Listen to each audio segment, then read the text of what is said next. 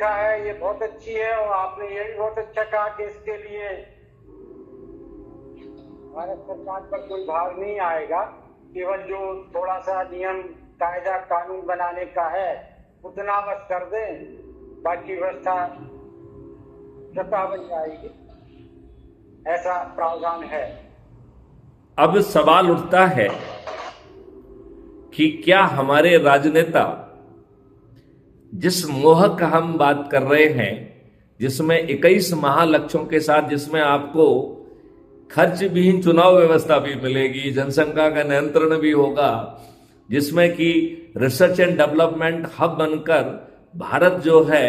विश्व गुरु स्थापित होगा। भारत विश्व गुरु तो बनने वाला है, लेकिन वो नारों से नहीं बनेगा, वो रिसर्च एंड डेवलपमेंट की बिना पे बनेगा। और उस रिसर्च एंड डेवलपमेंट की जो आधारशिला है वो आपके वेद हैं। अभी मैं एक आरएसएस के महावीर प्रसाद जी हैं,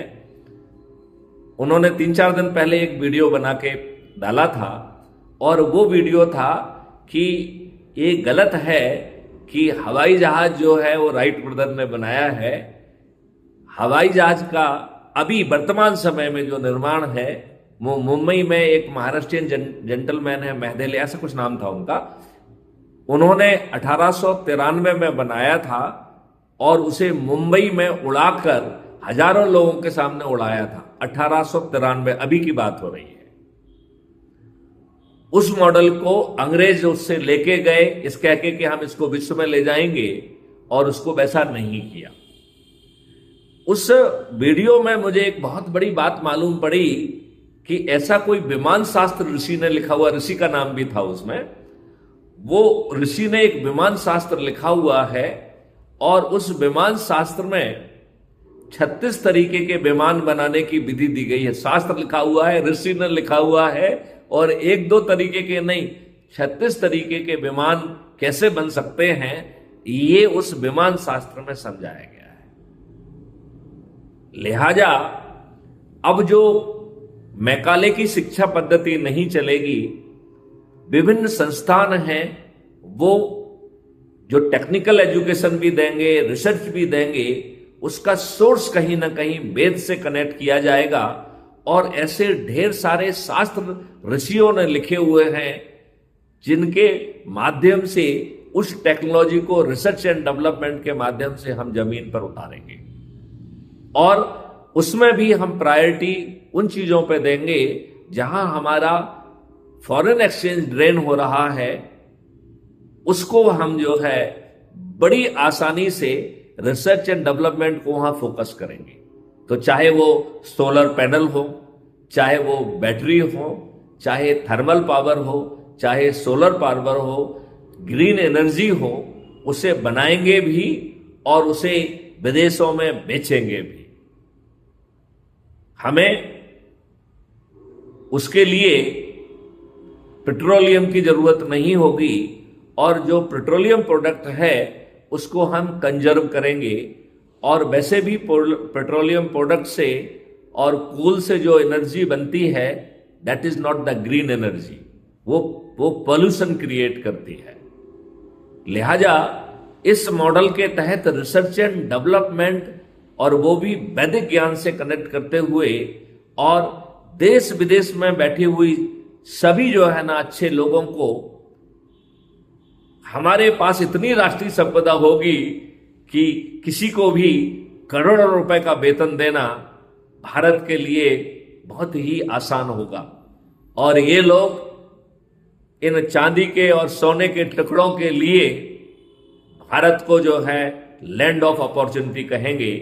जो आज अंग्रेजों और जो आज अमेरिका को लैंड ऑफ अपॉर्चुनिटी कहा जाता है, आने वाले समय में भारत लैंड ऑफ अपॉर्चुनिटी होगा।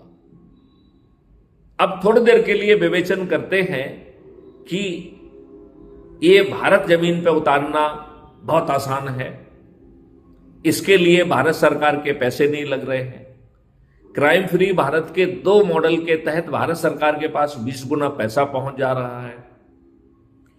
हम अपने देशवासियों को, वैसे तो हम पहले दिन से ही उन्हें टैक्स मुक्त कर सकते हैं, लेकिन 5वें साल तक हमने उनको टैक्स मुक्त करने का जो है आश्वासन दिया है, जिसमें कहा है कि पहले साल हम टैक्सेस को 50% कर देंगे, दूसरे साल 25% कर देंगे,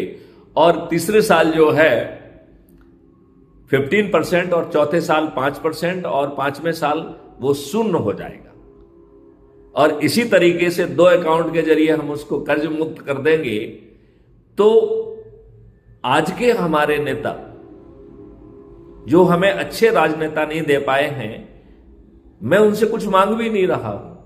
मैं तो सिंपली ये कह रहा हूं कि भाई साहब 21 महालक्ष्यों के लिए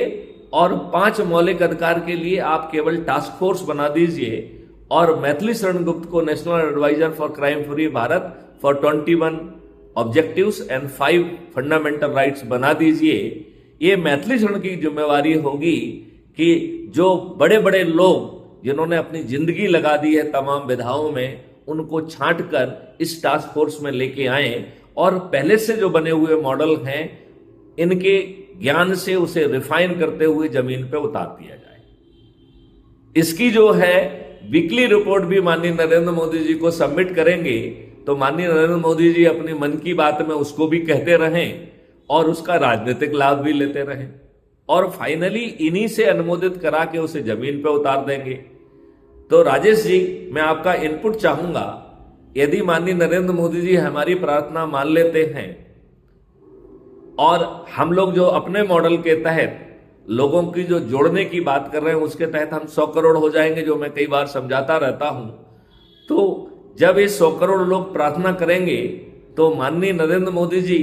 हमारी प्रार्थना को सुनने के लिए और उस प्रार्थना को आदेश मानने के लिए